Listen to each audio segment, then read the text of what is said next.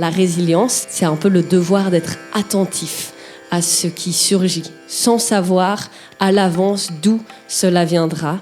Et surtout, cela va créer des liens sociaux.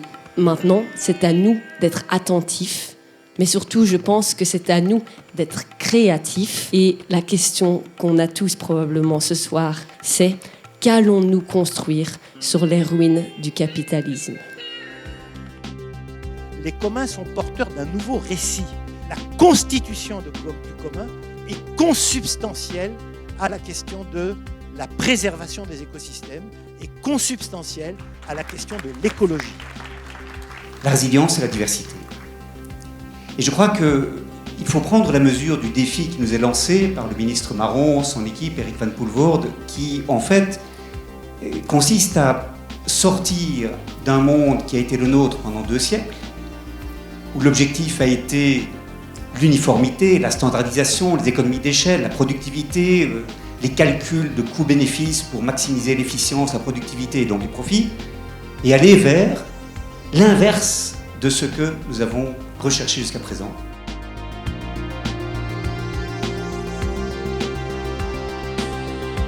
La vraie construction de la résilience, en profondeur, ça part vraiment des initiatives des citoyens, bottom-up. Parce que c'est, quelles que soient les initiatives que vous allez nous présenter aujourd'hui, que ce soit planter, gérer l'eau pluviale, faire une épicerie sociale, produire de l'énergie ensemble, etc.